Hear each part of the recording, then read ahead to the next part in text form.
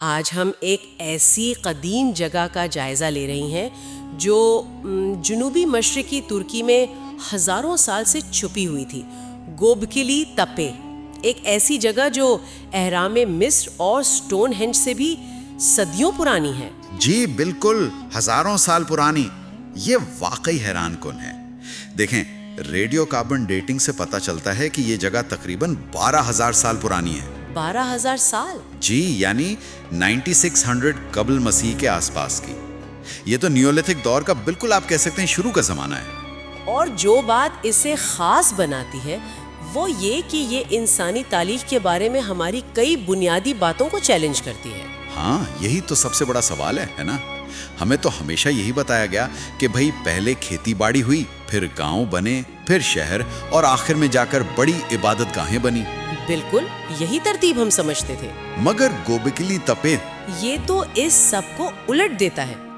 یہاں تو شکاری اور چیزیں جمع کرنے والے لوگ تھے. جی ہاں، جو ابھی مستقل طور پر بسے بھی نہیں تھے. تو انہوں نے اتنی بڑی، اتنی پیچیدہ جگہ کیسے بنائی اور کیوں؟ چلے آج اسی گتھی کو سلجھانے کی کوشش کرتے ہیں. اچھا، اس کی دریافت کی کہانی بھی خود بڑی دلچسپ ہے. 1960 کی دہائی میں کچھ سروے ہوئے تھے یہاں. شکاگو اور استنبول یونیورسٹیز نے کیے تھے. اچھا. ہاں، مگر انہوں نے اسے کوئی زیادہ اہمیت نہیں دی. سمجھے کہ شاید کوئی پرانا قبرستان ہوگا. اصل کہانی تو 1994 میں شروع ہوئی جب جرمن ماہر آثار قدیمہ کلاؤس شمٹ. ہاں جی، انہوں نے پرانی رپورٹیں دیکھی اور انہیں لگا کہ نہیں، یہ جگہ کچھ زیادہ ہی قدیم اور اہم ہے. اور جب وہ وہاں گئے تو انہیں فوراً اندازہ ہو گیا ہے نا. انہوں نے کہا تھا کہ یا تو میں یہاں سے چلا جاؤں اور کسی کو نہ بتاؤں، یا پھر اپنی باقی زندگی یہیں کھدائی میں گزار دوں. بالکل. اور انہوں نے وہی کیا. اپنی زندگی کے آخری سال وہیں گزارے. بالکل. اور ان کی محنت سے جو سامنے آیا وہ تو ناقابل یقین ہے. گوبکلی تپے اصل میں پتھر کے بڑے بڑے گول دائروں کا ایک سلسلہ ہے. دائرے؟ جی، جن میں بہت بڑے ٹی شکل کے ستون کھڑے کیے گئے ہیں. کچھ تو ستون تو 16 فٹ سے بھی اونچے ہیں اور وزن 10 ٹن یا اس سے بھی زیادہ. 10 ٹن؟ اور یہ سب بغیر پہیوں کے، بغیر دھاتی اوزاروں کے؟ جی ہاں، یہی تو حیرانی کی بات ہے. ان پتھروں کو تراشنا اور پھر انہیں کھڑا کرنا، یہ کیسے کیا ہوگا انہوں نے؟ اور وہ صرف سادے پتھر تو نہیں ہیں، ان پر تو نقاشی بھی ہے. میں نے تصویریں دیکھی ہیں، جانور بنے ہوئے. بہت پیچیدہ نقاشی ہے. لومڑی، سانپ، جنگلی سور، گدھ، بچھو، کئی طرح کے جانور. اور کچھ ستونوں پر تو جیسے انسانی بازو بنے ہیں. اچھا، یعنی وہ ستون خود انسان جیسے ہیں؟ ایسا لگتا ہے جیسے وہ کسی انسان یا شاید دیوتا جیسی ہستی کی نمائندگی کر رہے ہوں. ایک جگہ تو سر کٹے ہوئے انسان کی تصویر بھی ہے. اوہ، تو ان سب کا مطلب کیا ہے؟ یہ کیا کہانیاں ہیں؟ یہ ابھی تک ایک بڑا سوال ہے. کئی نظریات ہیں. کچھ کہتے ہیں کہ یہ جانور شاید مختلف قبیلوں کی علامت تھی. گدھ اور سر کٹے انسان والی بات شاید موت یا بعد کی زندگی سے متعلق رسومات کی طرف اشارہ کرتی ہے. یا شاید کوئی فلکیاتی چیزیں ہوں، ستاروں کے نقشے. یہ بھی ایک خیال ہے. کچھ ماہرین انہیں قدیم فلکیاتی مشاہدات سے جوڑتے ہیں یا شمن روایات سے، یعنی وہ طریقے جن میں روحانی لوگ قدرت سے رابطہ کرتے ہیں. یہ تو واضح ہے کہ یہ صرف سجاوٹ نہیں تھی، ان کا کوئی گہرا مطلب تھا. اور سب سے حیران کن بات جو آپ نے شروع میں کہی تھی کہ یہ سب کچھ زراعت کے انقلاب سے بھی پہلے ہو رہا تھا، کم از کم 1000 سال پہلے. جی، یہی نقطہ ہے جو گوبکلی تپے کو اتنا اہم بنا دیتا ہے. یہ اس پوری تھیوری کو چیلنج کرتا ہے کہ پہلے پیٹ بھرا، پھر مذہب اور آرٹ آیا.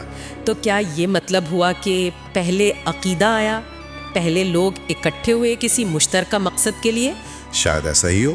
یہ جگہ بتاتی ہے کہ پیچیدہ سماجی تنظیم، مشترکہ عقائد اور بڑی اجتماعی کوششیں، یہ سب زراعت اور مستقل بستیوں سے پہلے ممکن تھی. شاید یہی اجتماعی عبادت کی خواہش تھی جس نے لوگوں کو اکٹھا کیا، مل کر کام کرنے پر مجبور کیا. اور اسی سے پھر آگے چل کر زراعت اور بستیاں بنی. ہاں، بالکل ممکن ہے.